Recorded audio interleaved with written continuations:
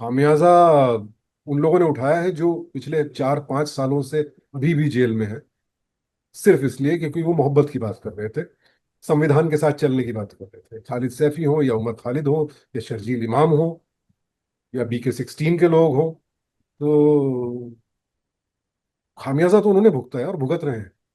इंसान आजाद रहे तो अच्छा है, आजाद ही रहना चाहिए। इंसान क्या, जानवर भी आजाद रहे। नेचर ने सबको बराबर ही बनाया है, बराबर मौका दिया है। तो इवन जो गवर्निंग सिस्टम है वो भी वही होना चाहिए जो सबको बराबरी का मौका दे। एंड वही रुझान है मेरा, वर्चस्व किसी का भी ना हो भाई। बिल्कुल। वर्चस्व किसी का नहीं होना चाहिए। वर्चस्व सिर्फ जो लोग दूसरों का दमन करना चाहते हैं, वर्चस्व वही चाहते हैं। That's what I have learned. I think that was less scary. Actual Veerappan आ जाता तो ज्यादा स्केरी होता। तो उस समय सत्या से पहले ऐसा रियलिज्म नहीं देखा था। तो सत्या से वो चीज उसकी शुरुआत हुई। जंगल से पहले इस तरह के रियलिस्टिक डाकू नहीं देखे थे। जंगल से उसकी शुरुआत हुई, कुछ समय तक लोगों ने देखा।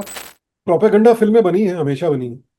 अ, पिछले 10 साल में, 11 साल में, 2014 से बहुत ज्यादा बन रही है। It's fact. नमस्कार, आज हमारे साथ हैं एक्टर सुशांत सिंह, जिन्होंने सत्या, जंगल, शहर जैसी तमाम बेहतरीन फिल्मों में काम किया। जंगल के लिए उन्हें अवार्ड तक मिला है।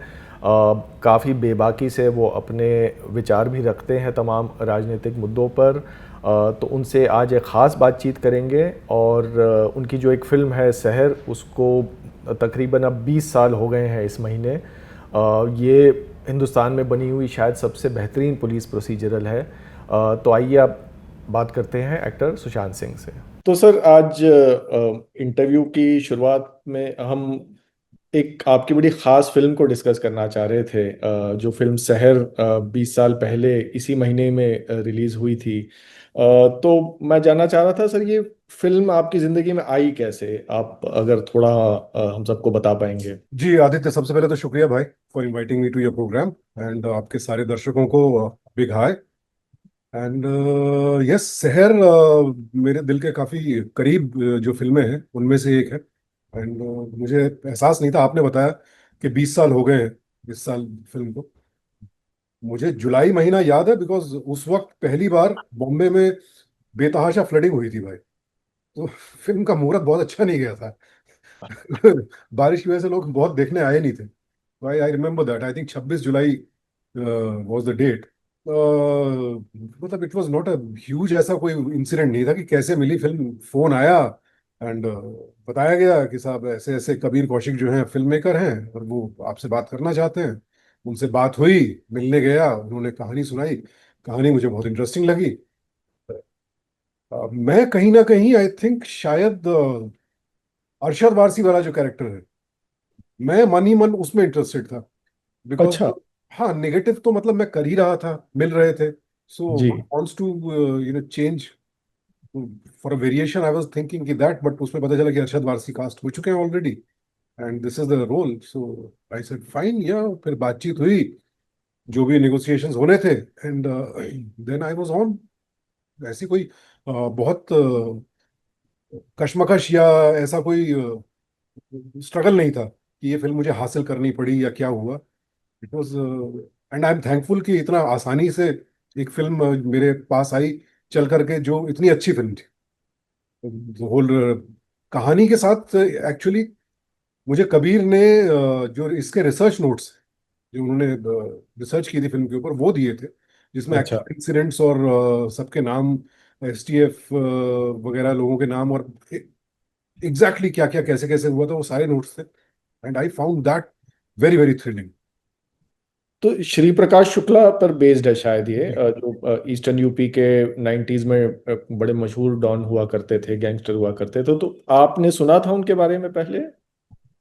थोड़ा बहुत, बहुत ज्यादा नहीं, बिकॉज मेरा ताल्लुक वेस्टर्न यूपी से है। अच्छा। ईस्टर्न यूपी से उतना ज्यादा ताल्लुक नहीं, पर हाँ लखनऊ के दोस्त वगैरह हुआ करते थे हॉस्टल में। तो इसलिए थोड़ी बहुत जानकारी थी कि वहां पर जो ईस्टर्न यूपी में कोल माफिया, रेलवे माफिया, ये सब है। तो थोड़ा बहुत जानकारी थी, पर इतना डिटेल में नहीं मालूम था कि भाई कितनी बड़ी, कितना कुख्यात ये आदमी था। तो मशहूर तो नहीं कहूंगा, आई थिंक हिंदी में कुख्यात ज्यादा सही शब्द है इसके लिए। हाँ। ये शूटिंग क्या यूपी में हुई ज्यादा, या फिर मिक्स था? यूपी में कुछ हुआ और मुंबई में कुछ हिस्सा उसका शूट किया गया?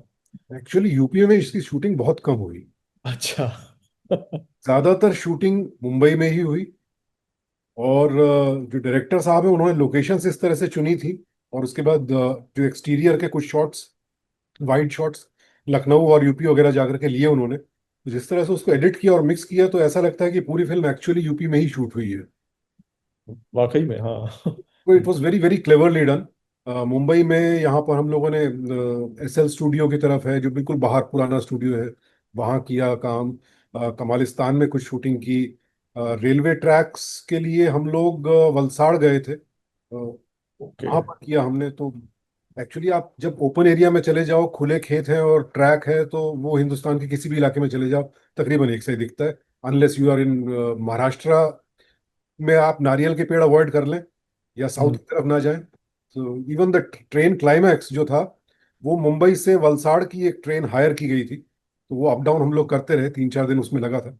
सो पूरी फिल्म यहाँ शूट हुई, but it it looks like कि एज ए लखनऊ और यूपी में ही पूरी शूट हुई है।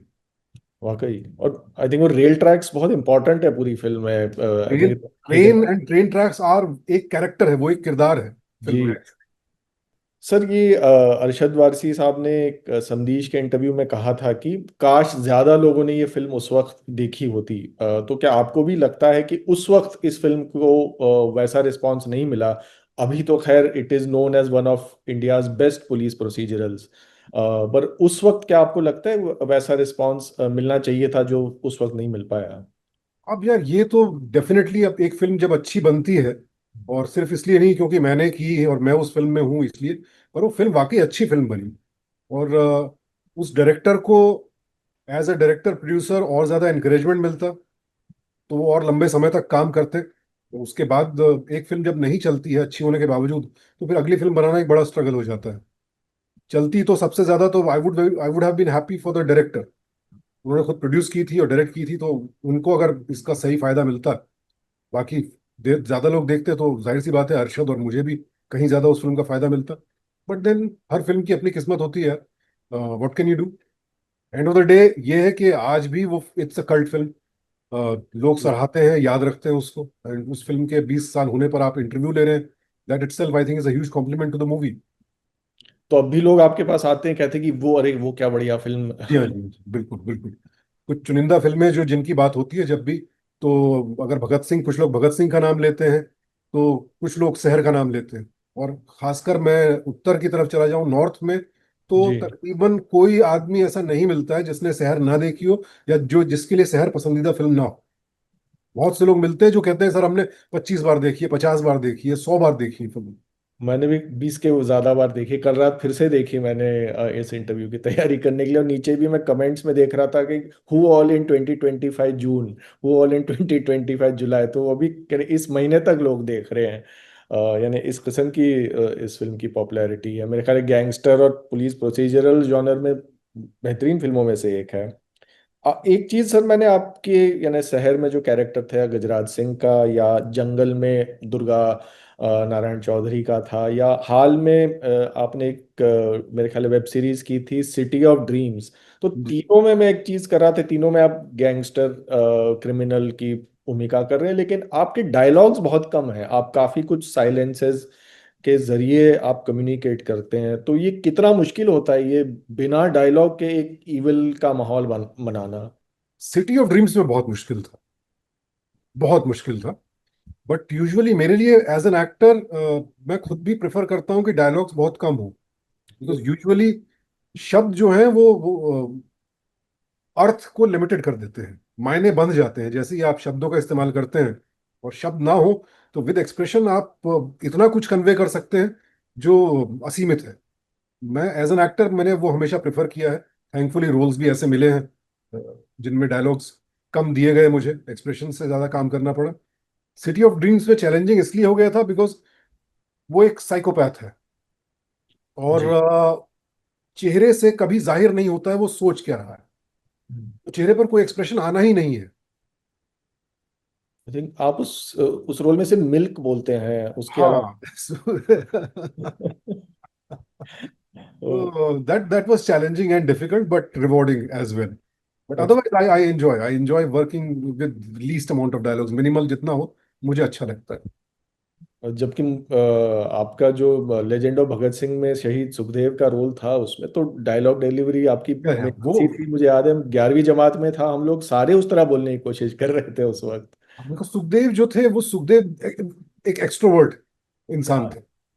बहुत एक्सट्रोवर्ट, खुश मिजाज, सबसे हंसी ठिठोली करने वाले आदमी। तो he was a very lovable kind man. तो इसलिए वो डायलॉग्स मिले, और थैंकफुली मैं ऐसा कर पाया कि ज्यादा डायलॉग वाले भी, तो एटलीस्ट लोग ये आक्षेप नहीं कर लगा सकते कि इसे डायलॉग इसलिए कम मिलते हैं क्योंकि ज्यादा डायलॉग में ये काम अच्छा करता नहीं है।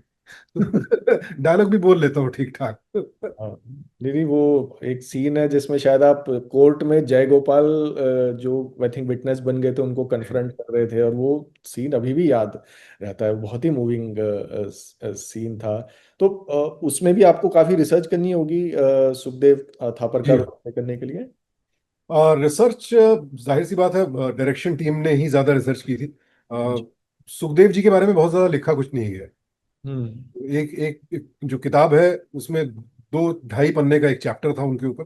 बट उसमें जिस तरह से विवरण दिया गया था, डिस्क्राइब किया गया, आई थिंक वो सफिशिएंट था मेरे लिए, उनका एक दिमागी खाका बनाने के लिए कि इस तरह के इंसान थे, कैसे चलते थे, हाव भाव क्या थे। एंड बाकी राजकुमार संतोषी साहब का सर पे हाथ था। तो ऐसा हम्म। डायरेक्टर मिले तो फिर आप बहुत कुछ कर जाते हैं। तो उस फिल्म का जितना क्रेडिट मुझे मिलता है, मैं उसका I would give 80% to Rajkumar Santoshi साहब। 20% मेरा टैलेंट था, बट बाकी संतोषी साहब के का विजुअलाइजेशन, उनका विजन, सीन्स में ड्रामा किस तरह क्रिएट करना है, I think hats off. It was absolutely. Lovable and enjoyable process to work with absolutely. Sir, आपने तीन ऐसे, मेरे ख्याल है कम से कम तीन तो ऐसे रोल्स करे हैं जो रियल लाइफ गैंगस्टर्स थे। आप श्री प्रकाश शुक्ला की बात हुई, फिर दुर्गा कहीं ना कहीं वीरप्पन या से इंस्पायर्ड थे, और फिर हाल में जीवन राम गोदारा से इंस्पायर्ड जो कैरेक्टर आपने रंगबाज यस। से प्ले किया। तो ये रियल लाइफ, खासतौर पे ऐसे क्रिमिनल जिनको गए हुए बहुत ज्यादा वक्त नहीं हुआ है, how is it very difficult to play this kind of roles, और it is like playing any other gangster? Not really, because see, अगर कहें तो हम बायोपिक कोई भी नहीं थी, इनमें से कोई भी फिल्म एक्चुअल बायोपिक नहीं थी accept may be Rangbaaz. Hmm. Rangbaaz was to a certain extent biopic, hmm. But बाकी फिल्में were loosely inspired by these real life criminals. तो हमें अपना एक किरदार, नया किरदार खड़ा करना था। उसमें जहाँ जितनी इंस्पिरेशन मिल सकती है ओरिजिनल कैरेक्टर से उतनी ली जाती है। बाकी तो आपको अपना बॉडी लैंग्वेज से लेकर सब कुछ अपना ही करना है। तो इतना चैलेंजिंग तो है, अच्छे से करना है तो एवरीथिंग इज चैलेंजिंग, वो चाहे रियल लाइफ पर बेस्ड हो चाहे ना हो। बट जी। कंपेयर टू सुखदेव, जहां पर it was not inspired, it was Sukhdev, real life person थे, उन्हें पोर्ट्रे करना था। कंपेयर टू दैट वो चैलेंज अलग था। जंगल, मैं अभी आते वक्त ही देख रहा था कि जंगल को इस महीने 25 साल हो जाएंगे। मैंने जी। तैयारी नहीं की थी इसकी, पर तो जंगल के बारे में एक सवाल पूछना चाहूंगी। वो एक्सपीरियंस कैसा रहा, और वो शूटिंग उसकी कहाँ हुई थी? क्योंकि वो टेरेन तो बहुत ही अलग था। हाँ, जंगल की ज्यादातर शूटिंग जो है बांदीपुरा नेशनल पार्क है, which okay. I think is Karnataka, Tamil Nadu, Andhra Pradesh border area है, जी। एक्चुअल वीरप्पन एरिया जो है। हाँ, एक्चुअली राइट। हाँ। सो वहाँ के जो गार्ड्स थे, उन्होंने हमें दिखाया भी कि यहाँ आते हैं वीरप्पन के लोग, यहाँ कैंप करते हैं। ये पूरा पीछे आप जो जंगल देख रहे हैं, यहाँ पर ये पूरा उनका एरिया है। So we saw all those places and areas. एक गार्ड से मिले जिसको एक्चुअली किडनैप भी किया था वीरप्पन ने फॉर सम टाइम। एंड अच्छा। या उससे मैंने पूछा भी ऑब्वियसली कि तो कैसा आदमी है Veerappan. His answer was very simple, अच्छा आदमी है सर। अभी क्या आप उसको उंगल करेंगे तो फिर वो मारेगा ना। उस वक्त हयात थे Veerappan, he was still alive? या he was still around, ओ। and we were half expecting कि कहीं ना कहीं आ जाएगा कि मेरे बारे में क्या बनाया जा रहा है। थैंकफुली नहीं आया। थोड़े जंगली हाथी वाती जरूर आ गए थे, बट अच्छा। I think that was less scary. Actual Veerappan आ जाता तो ज्यादा स्केरी होता। कुछ अलग ही कैमियो हो जाता वहां पे। सर, ये जो आपने सत्या में आपका डेब्यू था, वो भी एक कल्ट गैंगस्टर फिल्म है। शहर में आपने अपने मेन विलन का रोल किया। तो ये जो एक रियलिस्टिक गैंगस्टर फिल्म्स रही हैं, लेकिन अब जो एक अलग किस्म की एक लार्जर देन लाइफ गैंगस्टर फिल्में हम देखते हैं, KGF, पुष्पा, या फिर ये जो पुलिस प्रोसीजरल जो एक बेहतरीन तरह से शहर बनाया था, पर अब ये पुलिस यूनिवर्स में उसमें भी larger than life type character बनाने की कोशिश कर रहे हैं। तो क्या इससे एक अच्छी रियलिस्टिक गैंगस्टर या पुलिस फिल्म बनाना थोड़ा आजकल बन नहीं पा रही है इस ऑब्सेशन की वजह से? आ, बन नहीं पा रही है कहना तो मतलब बना सकते हैं, ऐसा नहीं है। जी। ट्रेंड की तो कोई कमी नहीं है। अगर हम देखें तो दिल्ली क्राइम जैसी सीरीज अगर हम देखें जी। तो डेफिनेटली टैलेंट है और इंटेंशन भी है। बट हर समय काल परिवेश का अपना टेस्ट होता है। तो हम्म। लोगों ने देखा उस समय सत्या से पहले ऐसा रियलिज्म नहीं देखा था। तो सत्या से वो चीज उसकी शुरुआत हुई। जंगल से पहले इस तरह के रियलिस्टिक डाकू नहीं देखे थे। हम्म। जंगल से उसकी शुरुआत हुई, कुछ समय तक लोगों ने देखा। बट देन एक ही चीज थोड़ी देखते रहेंगे यार, कहीं ना कहीं उब जाएंगे। तो वो टेस्ट चेंज होता रहता है। I think every 10-15 years it's a cycle. अब इस लार्जर देन लाइफ से थोड़ा बोर हो जाएंगे लोग देखते देखते। इसकी भी एक लिमिट है ना, कहाँ तक लेकर जाएंगे। उसके बाद फिर एक रियलिस्टिक फिल्म आएगी and then it will be a trend setter. I think it's a cycle, it goes on. Right. जो शहर में आपके कैरेक्टर हैं गजराज सिंह, उनका एक पूरा ऑब्सेशन एक वर्चस्व या वर्चस्व की लड़ाई को लेकर है, लेकिन रियल लाइफ में जो आपके विचार हैं वो तो एकदम वर्चस्व के विपरीत हैं। आप जुल्म के खिलाफ और जो भी गलबा या ऑपरेशन हो रहा है उसके खिलाफ आप काफी बेबाकी से बोलते हैं। तो where does your politics come from sir? आपके उसूल आप कहाँ ट्रेस करते हैं उन्हें? यार पूरा ये तो आई थिंक पूरा फिर पैदाइश, लालन पालन, शिक्षा दीक्षा सब पर जाना होगा। अच्छा। क्योंकि वो संस्कार या विचार एक दिन में नहीं आते हैं। हम्म। अचानक एक दिन हृदय परिवर्तन होता है और इंसान जो है विचारधारा एक नई ले लेता है। वो तो मैंने फिल्मों में ही देखा है, रियल लाइफ में तो नहीं देखा है। तो बचपन से यही लिबरल वैल्यूज, जैसा स्कूल था, जैसे टीचर्स थे, जैसे दोस्त मिले, जिन किताबों को पढ़ना शुरू किया, जैसी फिल्में की, तो बनते बनते बनते वही रही कि भाई इंसान आजाद रहे तो अच्छा है। आजाद ही रहना चाहिए। इंसान क्या, जानवर भी आजाद रहे। नेचर ने सबको बराबर ही बनाया है, बराबर मौका दिया है। तो इवन जो गवर्निंग सिस्टम है वो भी वही होना चाहिए जो सबको बराबरी का मौका दे। एंड वही रुझान है मेरा। वर्चस्व किसी का भी ना हो भाई। बिल्कुल।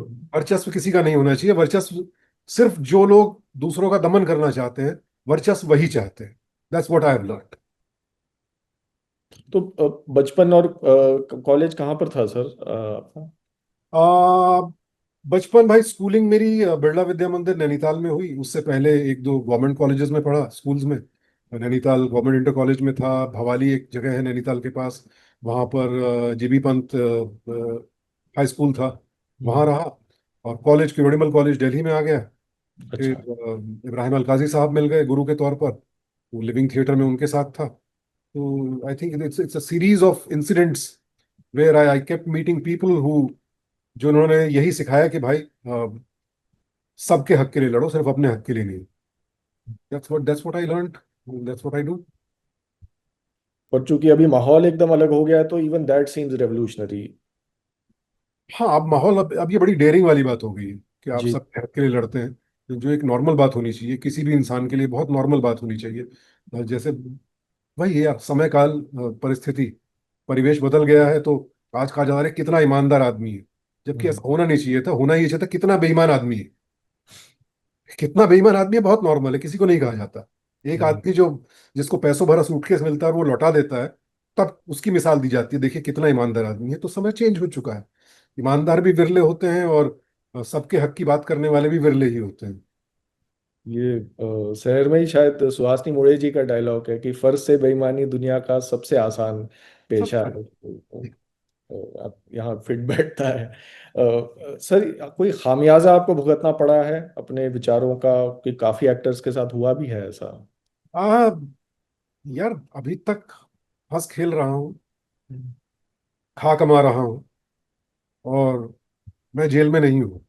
हम्म। तो लिटरली मेरे लिए ये कहना कि मैंने कोई भी खामियाजा उठाया है बहुत ही ओछी बात हो। जी।